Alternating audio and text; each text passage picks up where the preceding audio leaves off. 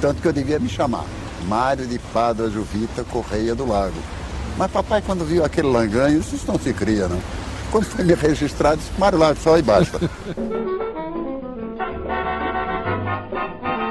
Filho de uma família de músicos, Mário Lago nasceu no Rio de Janeiro em 1911. Seu pai era maestro e desde cedo a música entrou em sua vida, como nos conta sua filha, Graça Lago. Papai era de uma família de músicos. O meu avô, meu bisavô primeiro, Giuseppe Croccia, que era pai de minha avó, ele era flautista, veio da Itália, ele era anarquista, foi um homem de grande influência na vida de papai, porque o Giuseppe, ele formou todo o pensamento político e humano de papai, o pensamento humano e musical. Aí tem o meu avô, pai de papai, o Antônio Lago. Antônio Lago era maestro, era violinista, ele era compositor, teve músicas gravadas pelo Francisco Alves e tudo, e era um grande maestro de teatro de revista. Então foi outra grande fonte onde papai bebeu e aprendeu coisas. E foi na companhia do avô italiano que Mário viu a transformação do Rio de Janeiro, inclusive a demolição do Morro do Castelo e a preparação da Exposição Nacional, palco da primeira transmissão radiofônica do Brasil, em 1922, que transmitiu aos presentes a protofonia do Guarani.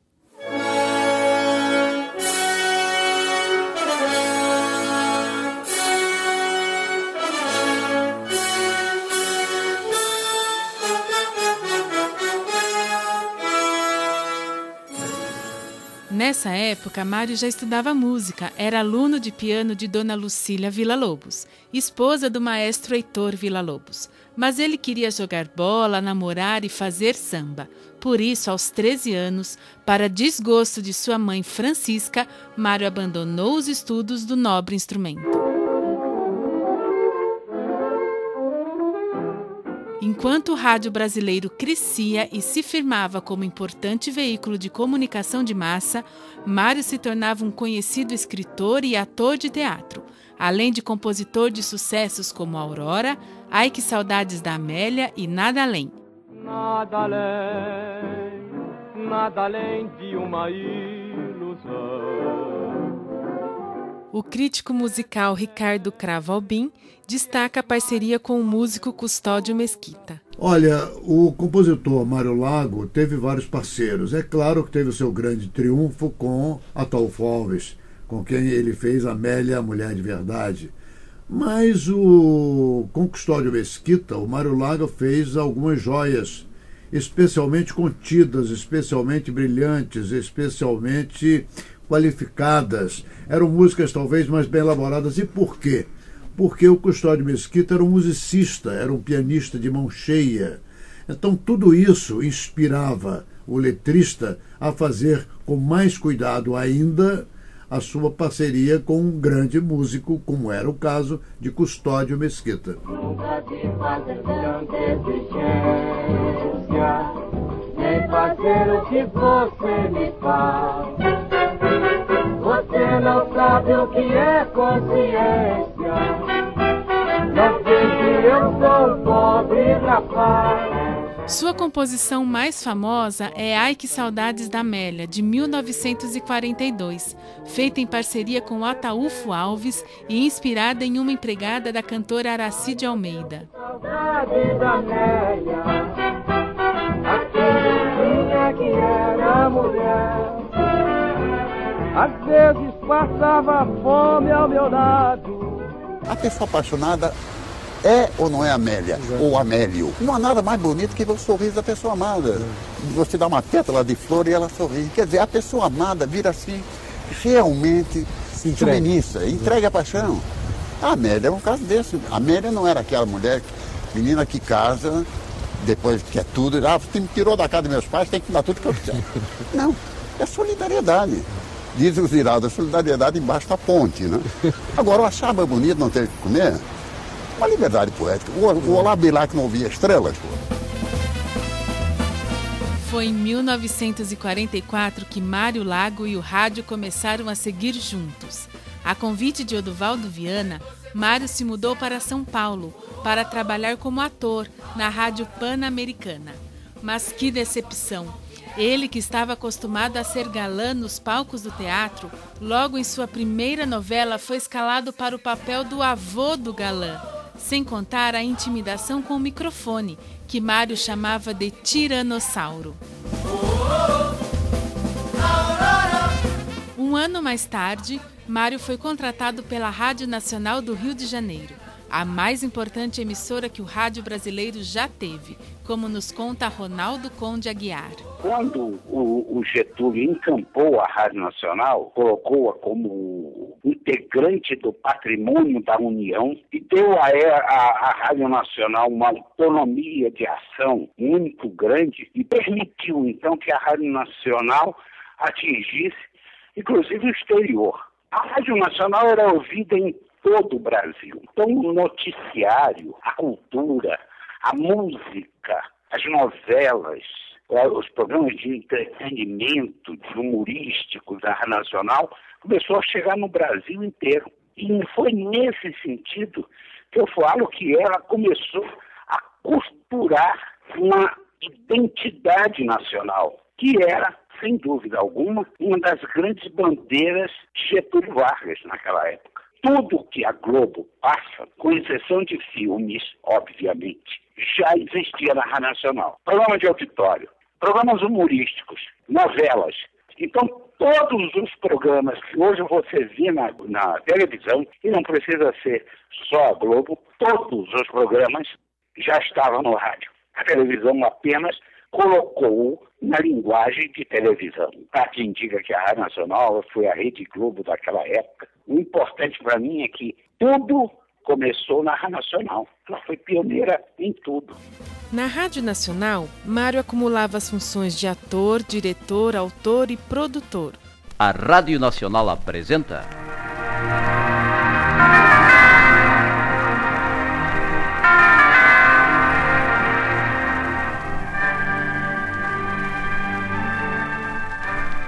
A novela religiosa. Iniciando hoje a transmissão de Cecília, a padroeira dos músicos. Um novo trabalho do consagrado novelista Mário Lago. Dentre os nossos escritores radiofônicos, Mário Lago se caracteriza pelo elevado nível artístico que imprime às suas produções, o que lhe tem valido uma série ininterrupta de triunfos no teatro cego do Brasil. Assim é que os trabalhos do talentoso produtor são sempre aguardados com a mais viva impaciência pelos radioescutas do Brasil, que já se habituaram a encontrar nos seus scripts, ao lado do justo equilíbrio entre a ficção e a realidade, aquele sentido profundamente emocional que é o segredo do seu sucesso. Graça Lago. O rádio foi um mundo na vida dele. A mamãe dizia que o rádio era amante de papai, porque ele se dedicou muito ao rádio, especialmente à Rádio Nacional, porque dali ele fez tudo. Ele no rádio era produtor, diretor, autor, locutor, ator, passou por várias coisas da profissão. Ele passou por várias nuances da profissão e desenvolveu a voz, que foi marcante na vida dele. Antônio Lago, filho mais velho de Mário, relembra a relação do pai com o trabalho. Ele era um cara muito marcado pelo trabalho. Me lembro de papai virar à noite escrevendo capítulos das novelas que ele tinha na Rádio Nacional, por exemplo. Eu tive um acidente em que eu fiquei muito tempo de cama, com uma infecção muito grande num corte que eu sofri num acidente. E eu me lembro que uma vez eu pedi um casaco de couro. Papai acertou com a rádio, ele adiantou, sei lá quantos capítulos. Eu só sei que ele ficou quase uma semana, toda noite, ele ficava só escrevendo. Eu escutava o barulhinho da máquina no quarto dele, para ele conseguir um adiantamento do salário dele para comprar um casaco de couro para mim, entendeu? A atriz Daisy Lúcide, que trabalhou com Mário na Rádio Nacional, conta como era o colega Mário Lago. Bom, foi muito importante porque o Mário nos ensinou muita coisa. O Mário escrevia e era diretor de novelas também. Ele dirigia o elenco, né? E ensinou muito aos atores jovens a arte de representar a inflexão, os tempos de interpretação. Talvez eu não devesse me fazer essa pergunta, mas eu tenho que fazê-la. Há vários dias que venho pensando em lhe dizer... Desde que começamos a nos encontrar regularmente. Mabel, você quer ser minha esposa? Quer se casar comigo? Mabel, eu lhe fiz um pedido e estou esperando uma resposta, seja ela boa ou má para mim. Pode responder sem receio algum. Tudo isso foi o Mário que me ensinou a muitos atores que depois se tornaram grandes atores dentro do rádio. Mário Lago, com frequência, fazia papel de vilão nas novelas, como o rei Herodes, da Paixão de Cristo. Sabes tu que é ter na cabeça uma coroa de rei, do quanto é leve ameaçando cair, e do quanto é pesada ameaçando esmagar. Para ser coroado rei eu menti, eu traí. Para me manter rei eu matei todos os membros do Sinédrio e matei todos aqueles que, por mais indiretamente que fossem, ameaçavam meu trono. Mandei matar meus próprios filhos para não perder a majestade. Ricardo Cravalbim explica. Não se sabe bem porque Mário Lago tinha alguma preferência pelos vilões, talvez pelo timbre da sua voz. Era uma voz mais grave, barítono, em geral, você vê na ópera. O barítono na ópera geralmente é mais o vilão. O tenor, uma voz não tão baixa, é em geral o mocinho. Assim é no encantamento das vozes do rádio. Naturalmente ele se adaptou com grande desenvoltura a tudo isso, porque Mário era, acima de tudo, ator. Ele se adaptava com facilidade. É tão gostoso ser moço, a gente ter um querer. Mário Lago acreditava que o rádio era um poderoso instrumento de educação da população. Por isso, procurou lançar programas com perfil educativo, como Folheando as Mais Belas Páginas do Romance Brasileiro e o Ouvindo e Aprendendo. E a Rádio Nacional passa a apresentar... Ouvindo e Aprendendo. Aprendam ainda mais, ouvindo a conversinha de César Ladeira e Amélia Oliveira, num script de Mário Lago.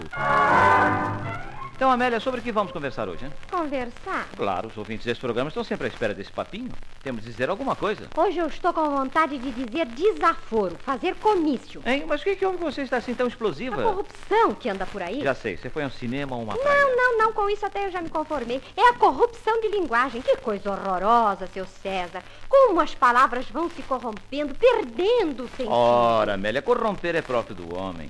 A nossa língua está cheia de expressões e palavras que originariamente não eram nada disso que são atualmente. Mas por que essas corruptelas? Várias causas. Preguiça de falar, vícios de articulação, mau ouvido. Todos esses fatores podem originar a desfiguração. Mário Lago gostava do rádio, principalmente pelo poder de mexer com a imaginação do ouvinte. E o rádio tem uma grande vantagem. O Chico Anísio, por exemplo, quando dizem para ele, você é bom, que fiz rádio. E eu só tenho um elemento. É o gogó, né? O resto é fantasia do rádio ouvinte, que o rádio, você participa de uma audição de rádio. Fazer uma novela no rádio é uma maravilha, né? Você cria personagens, cria tipos físicos, cria ambiente. Você ouve aqueles passinhos em cascalho, é o jardim. O seu jardim, não o jardim da sua casa, é o jardim que você sonha. Mais bonito que o jardim das Chulerias, Fontainebleau, mais bonito até do que o paraíso terrestre. Antes, quando eu vier, perceberem que atrás da moita era muito mais divertido, lógico. Mas a televisão não, a televisão é fascista. É isto e você não tem que pensar mais. Mário sempre foi um grande defensor da liberdade e também sempre lutou por ela. Enquanto trabalhou no rádio, foi um atuante líder do Sindicato dos Radialistas. Antônio Lago. Um dos grandes orgulhos da vida dele foi ter participado do movimento que desencadeou a regulamentação da profissão de radialista. Ele era procurador do Sindicato dos Jornalistas e ele foi no comando da greve dos jornalistas em 62, que conseguiu, do patronato, o aceitar discutir a regulamentação da profissão. O governo já tinha aceitado, mas os donos das rádios ainda estavam muito reticentes. Isso foi conseguido com uma greve longa, que nós, familiares dos radialistas, fomos para o Sindicato dos Bancários para fazer sanduíche para eles, para levar para os comandos que estavam bloqueando, os piquetes que estavam bloqueando os transmissores. Foi uma greve muito intensa e acabou que que os donos das rádios concordaram e acabou saindo a lei de regulamentação da profissão de radialista, que ele dizia que era um dos grandes orgulhos da vida dele. Em abril de 1964, após o golpe militar, 37 funcionários da Rádio Nacional, incluindo Mário Lago, foram demitidos, como conta o radialista Gerdaldo Santos. Nós fomos primeiro atingidos, fomos 36 empregados, sendo artistas e funcionários. Éramos 36 e nós fomos demitidos no ato institucional. O governo baixou um ato nos demitindo da rádio. Depois nós voltamos como tivéssemos sido afastados, porque eles não quiseram pagar os nossos direitos, mas nós voltamos, nos foram aposentados. Aquilo que foi tudo dado de direito, nós recebemos. Graça Lago. E a nossa casa foi invadida no dia 2 de abril. Foi invadida. Mais de 10 policiais invadiram a nossa casa, desceram livros da estante, jogaram no chão, reviraram a casa toda, reviraram as nossas roupas. Eu tinha, na altura, 12 anos. Eu ia fazer 13 anos. Presenciamos essa brutalidade muito grande. Papai, a partir daí, ficou mais de um ano desempregado. Outras emissoras de rádio, outro teatro, tudo isso, eles eram meio proibidos de contratar papai. Nós passamos por muita dificuldade financeira. Um dos meus irmãos, o Luiz Carlos, foi morar com a minha avó materna. O colégio onde nós estudávamos, eu e meu irmão mais velho, nos ofereceu bolsa. Graça explica como o pai conseguiu se reerguer. Papai começa a se recuperar quando a Dercy Gonçalves tinha um programa de TV e ela chama papai para fazer uma participação. E papai não fazia aquele tipo de teatro da Dercy, daquele programa da Dercy, que era um humor mais escrachado. Mas ela disse: Mário, não interessa, o que importa agora é o leite das crianças. Nas décadas de 1970 e 1980, Mário Lago se consagrou como grande ator de televisão. O pesquisador Pedro Paulo Malta ressalta suas características. Que o Mário tinha essas coisas bem peculiares, essas coisas muito humanas. Um grande personagem, diria até heróico, né? Um cara que sempre lutou pelos seus princípios, um trabalhador incansável, como trabalhou a vida inteira, e um herói, mas um herói humano, quer dizer, um herói com suas contradições, né? Ele era um boêmio que bebia cafezinho, ele era um carioca que não era de frequentar o mar, né? Ele lá e eu aqui. Ele era comunista e era tricolor. Quer dizer, o Fluminense, justamente assim, dos 4 clubes grandes do Rio de Janeiro, o clube mais associado à elite, né? Aos salões nobres, às pompas, né? As senhoras de vestido e tal. E o Mário, um tremendo comunista, né? Quer dizer, contra a burguesia, contra a nobreza, né? E um grande tricolor, um tricolor apaixonado pelo Fluminense. Então tinha essas coisas, essas contradições que são humanas, né? Que são próprias do ser humano.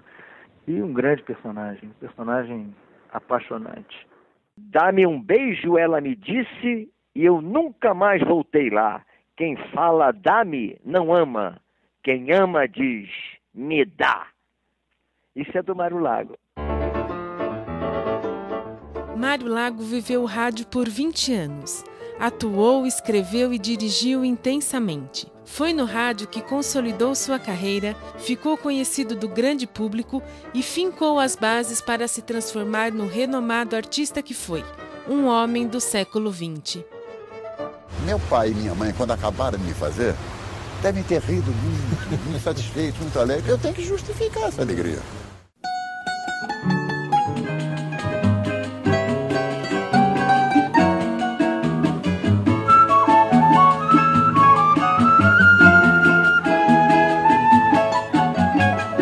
É tão gostoso, seu moço. O documentário O Mário do Rádio faz parte do trabalho de conclusão de curso de graduação da aluna Tatiana Lanzelotti.